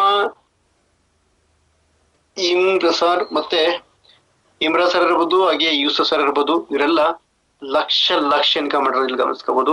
ಹಾಗೆ ಡಬಲ್ ಡೈಮಂಡ್ ಆದಂತ ನಮ್ಮ ಗುಲ್ನಾ ಶೆಬಿನಾ ಮೇಡಮ್ ಅವರು ಮುಂಚೆ 0 ಇದ್ರು, ನಮ್ಮ ಮೇಲೆ ಬಂದ ಮೇಲೆ ಸುಮಾರು ಹೀರೋ ಆದ್ರು. ಅದಕ್ಕಿಂತ ಹೆಚ್ಚಾಗಿ ಸುಮಾರು 1.5 kg ಗೋಲ್ಡ್ ಇದೆ, 6 ಕೋಟಿಗಿಂತ ಇನ್ಕಮ್ ಮಾಡಿದ್ರೆ. ಸೊ ಸುಮಾರು 70,000ಕ್ಕಿಂತ ಹೆಚ್ಚು ಅವರ ಮನೆ ಬಾಡಿಗೆಯಿಂದ ಬರ್ತಾರೆ. So multi source of income. ಸುಮಾರು ಅವರ ತಿಂಗಳ ಆದಾಯ ಸುಮಾರು 2.5 ಲಕ್ಷ ಆದಾಯನ ಮಾಡ್ಕೊಳ್ತಾ ಇದ್ದಾರೆ ಇವತ್ತು, ಹೌದಲ್ವಾ? ಸೊ ಇವತ್ತು ಅರ್ಥ ಮಾಡ್ಕೋಬೇಕು ನಾವು ಎಲ್ಲಿದ್ದೀವಿ ಅಂತ, ಹೌದಲ್ವಾ? ನಮಗೆ ಅವಕಾಶನ ಯಾರು ಕೊಡಲ್ಲ. ಅವಕಾಶನ ಯಾವುದೇ ಕಾರಣಕ್ಕೂ ಯಾರು ಕರೆದು ಕೊಡಲ್ಲ, ನೀನ್ ಮಾಡು ಅಂತ. ಆದ್ರೆ ಒಂದು ವಿಷಯ ಅರ್ಥ ಮಾಡ್ಕೊಡ್ತೀನಿ, ಒಂದು ಕೊನೆ ಹಿಂದೆ ಒಂದು ಆರಂಭ ಇರುತ್ತಂತೆ. ಯಾವುದೇ ಕಾರಣಕ್ಕೂ ಸೋತೆ ಅಂತ ಯಾವುದೇ ಕಾರಣ ಕೇಳ್ಕೊಬೇಡಿ. ಸೋಲು ಗೆಲುವು ಏನೇ ಬರ್ಲಿ, ಅಪ್ಸ್ ಅಂಡ್ ಡೌನ್ಸ್ ಬಂದಿರುತ್ತೆ. ಯಾರು ಜಾಸ್ತಿ ಅಪ್ಸ್ ಅಂಡ್ ಡೌನ್ಸ್ ಬರುತ್ತೆ ಅವ್ರಿಗೆ ಒಳ್ಳೆ ಟೀಮ್ ಖಂಡಿತ ದೇವ್ರು ಕೊಡ್ಬೇಕು ಅಂತ ನಿಮ್ಮನ್ನ ಒಂದು ತೂಕದ ಬೊಟ್ಟು ತರ ನಿಮ್ಮನ್ನ ಪರೀಕ್ಷೆ ಮಾಡ್ತಾನೆ. ಆ ಒಂದು ತೂಕದ ವ್ಯಕ್ತಿನ ಕೊಡ್ತಾ ಇದೀನಿ, ಆ ಕೊಡೋ ತಾಕತ್ತ ಭಾರವನ್ನು ಹೊರ್ಲಿಕ್ಕೆ ಹಿಂಗ್ ಶಕ್ತಿ ಇದೆಯಾ ಅಂತ ದೇವ್ರು ನಿಮ್ಮನ್ನ ಪರೀಕ್ಷೆ ಮಾಡಿ ಹಿಂಡಿ ಲಾಸ್ಟಿಗೆ ಎಲ್ಲ ಪೇನ್ ತಡೆದ ನಂತರ ನಿಮ್ ಸಕ್ಸಸ್ ಅನ್ನು ಕೊಡ್ತಾನೆ. ಒಬ್ಬ ವ್ಯಕ್ತಿನ ಕೊಡ್ತಾನೆ. ಆ ವ್ಯಕ್ತಿ ನಿಮ್ಮ ಬಲಿಷ್ಠವಾಗಿ ಬೆಳೆಸಿ ನಿಮ್ಮನ್ನ ಯಾವುದೋ ಮಟ್ಟ ತಗೊಂಡ್ಬಿಡ್ತಾನೆ. ನಿಮ್ಮವ್ರು ಯಾರೋ ಇತ್ತೀಚೆಗೆ ಬಂದ ವ್ಯಕ್ತಿಗಳು ನಿಮ್ಮನ್ನ ಬಿಟ್ಟು ಎಷ್ಟು ರ್ಯಾಂಕ್ ಮುಂದುವರ್ಬೋದು, ಅವರು ನಿಮ್ಮ ಚಾಯ್ ಮಾಡ್ತಾ ಇರ್ಬೋದು. ನಿಮ್ಗೊಂದು ಕಾಲ ಬರುತ್ತೆ ಫ್ರೆಂಡ್ಸ್, ನಿಮ್ದೊಂದು ಕಾಲ ಅಂತ ಬರುತ್ತೆ, ನಿಮ್ದೊಂದು ಟೈಮ್ ಅಂತ ಬಂದಿರುತ್ತೆ. ಆಗ ನಿಮ್ದೇ ಟೈಮ್ ಅಲ್ಲಿ ನೀವು ಯಾರು ನಿಮ್ಮ ಮುಂದೆ ಇದ್ರು ಅವ್ರಿಗಿಂತ 1 or 2 ರ್ಯಾಂಕ್ಸ್ ಮುಂದೆ ಹೋಗ್ತೀರಾ 100%. ಇದಕ್ಕೆ ನಾನೇ ಉದಾಹರಣೆ, ನಾನೇ ಸಾಕ್ಷಿ ಅದಕ್ಕೆ. ಯಾಕೆಂದ್ರೆ ಬರುವ ನಡುವೆ ಎಷ್ಟುಗಳು ಅಪ್ಸ್ ಅಂಡ್ ಡೌನ್ಸ್ ಬಂದು, ಎಷ್ಟೋ ಜನ ಅರ್ಧಕ್ಕೆ ಬಿಟ್ರು ನಮ್ಮನ್ನ, ಎಷ್ಟೋ ಜನ ನಮ್ಮನ್ನ ನಂಬಿ ನಮ್ಮನ್ನ ಅರ್ಧಕ್ಕೆ ಕೈ ಬಿಟ್ರು. ಆದ್ರೆ ಧೃತಿಗೆಲ್ಲ ಸ್ಟಾರ್ಟ್ ಮಾಡ್ಕೊಂಡೆ, ನಾನು ತಿತ್ಕೊಂಡೆ, ನನ್ನನ್ನ ನಿಂದು ಯಾವ್ದಕ್ಕೆ ಕಂಪೇರ್ ಮಾಡ್ಕೊಳ್ಳಲ್ಲ, ಇನ್ನೊಬ್ರಿಗೆ ನಾನು ಹೋಲಿಕೆ ಮಾಡ್ಕೊಳ್ಳಲ್ಲ. ಜೊತೆಗೆ ನಾನು ಸ್ಟೇಬಲ್ ಅನ್ಕೊಂಡೆ. ನಿಂತ್ಕೊಂಡಿದ್ಕೆ ಸಕ್ಸಸ್ 0 ಸ್ಟಾರ್ಟ್ ಮಾಡ್ಕೊಂಡೆ. 2023 0 ಸ್ಟಾರ್ಟ್ ಮಾಡಿ ಆ ವ್ಯಕ್ತಿ ಯಾರು ನಮ್ಮ ಮುಂದೆ ಇದ್ದ ಅವರ ದಾಟಿ ಇವತ್ತು ಡೈಮಂಡ್ ಆಗ್ಬೇಕು ಕೂತಂದೆ. ಇಲ್ಲಿರ್ಬೇಕು. ನಿಮ್ಗೆ ಎಲ್ಲ ಪೇನ್ ಆಗುತ್ತೆ, ಯಾರು ನಿಮ್ಗೆ ತುಂಬಾ ಪೇನ್ ಕೊಡ್ತಾರೆ ಅವ್ರನ್ನ ಇಲ್ಲಿನ ಕಿತ್ತಾಕಿ, ಅಷ್ಟೇ ಇಲ್ಲಿನ ಕಿತ್ತಾಕಿ. ಎಷ್ಟು ಇಟ್ಕೊಂಡು ಓಡ್ತಿರೋ ಅಷ್ಟು ಭಾರ ಜಾಸ್ತಿ ಆಗ್ತಾ ಇರತ್ತೆ. ನಿಮ್ಗೆ ಇಷ್ಟೇ ಅಲ್ವಾ? ನಿಮ್ಗೆ ಪೇನ್ ಜಾಸ್ತಿ ಕೊಡ್ತಿದ್ಯಾ? ಎಕ್ಸಾಂಪಲ್ ಶೂ ಒಳಗೆ ಅಥವಾ ನಿಮ್ ಚಪ್ಪಲ್ ಒಳಗೆ ಸಣ್ಣ ಕಲ್ ಸೇರ್ಕೊಂಡಿದೆ, ಹಿಡಿತೀರಾ? ಹಿಡಿಯಕ್ ಆಗತ್ತಾ? ಆಗಲ್ಲ. ಆದ್ರೆ ಭಾರವಾದ ವ್ಯಕ್ತಿನ ಇಷ್ಟವಾದ ವ್ಯಕ್ತಿಗಳನ್ನ ಇಟ್ಕೊಂಡು ಸಾಕ್ಸಕ್ಕೆ ತುಂಬಾ ಕಷ್ಟ ಆಗತ್ತೆ. ನೀವ್ ಏನು ಮಾಡಿಫೈ ಆಗ್ಬೇಕು, ನೀವ್ ಏನ್ ಆಗ್ಬೇಕು ಅನ್ನೋದನ್ನ ನಿಮ್ಮ ಮಿರರ್ ಹೇಳ್ತಾ ಹೋಗುತ್ತೆ. ಅದರಂತೆ ಪಾಲನೆ ಮಾಡಿ. ನಾ ಮಾಡಿದಿಷ್ಟೇನೆ. ನಾನು ಅಪ್ಗ್ರೇಡೇಷನ್ ಮಾಡ್ಕೊಂಡೆ, ನಾನು ತಿತ್ಕೊಂಡೆ, ನನ್ನಲ್ಲಿ ಏನ್ ಬೇಕು ಅದನ್ನ ಕಳ್ಸ್ಕೊಂಡೆ. ನನಗೆ ಯಾವ್ದು ಕೊಟ್ರು ಯಾಕೆ ಮಾಡ್ತೀನಿ ಅಂದ್ರೆ ಅಭ್ಯಾಸ ಮಾಡ್ಕೊಂಡೆ. ಇದ್ ಯಾಕೆ ಆಗ್ಬಾರ್ದು, ಇದ್ರಲ್ಲಿ ನಾನು ಪ್ರವೀಣ್ ಆಗ್ಬಾರ್ದು ಒಂದು ಉದ್ದೇಶ ಇಟ್ಕೊಂಡು ಮಾಡಿದೆ. ಇವತ್ತು A step, FM, objection handling ಯಾವ್ದು ಕೊಟ್ರು ಯಾಕೆ ಮಾಡ್ತೀನಿ ಅಂದ್ರೆ ಕಲ್ತು ಕೇಳಿ ಅದಕ್ಕೆ ಹೇಳುದು ಝೂಮ್ ಮೀಟಿಂಗ್ ಬನ್ನಿ ಫ್ರೆಂಡ್ಸ್. ಯಾರಿಂದ ಯಾವ ಮಾತಿಂದ ಯಾವ ವ್ಯಕ್ತಿ ಬೇಕಾರೋ ಇನ್ಸ್ಪಿರೇಷನ್ ಆಗ್ಬೋದು. ಹಾಗಾಗಿ ಝೂಮ್ ಮೀಟಿಂಗ್ ದಯವಿಟ್ಟು ಬನ್ನಿ. ಬಂದ್ರೆ ನಿಮ್ಗೆ ಹಲವಾರು ವಿಷಯ ಸಿಗುತ್ತೆ, ಹೌದಲ್ವಾ? ಇವತ್ತು ಬಂದಿದ್ದಕ್ಕೆ ನಿಮ್ಗೆ ಎಷ್ಟೋ ವಿಷಯಗಳು ಸಿಕ್ತು, ಎಷ್ಟೋ ಎಕ್ಸಾಂಪಲ್ಗೆ ನಿಮ್ಗೆ ಬಿಡಿ ಸರ್ ಇನ್ಮೇಲೆ ಹೇಳ್ತೀನಿ ಅನ್ನೋದು ಸೊ ಒಂದು ಕಾನ್ಫಿಡೆನ್ಸ್ ಬಂತು ಅಲ್ವಾ?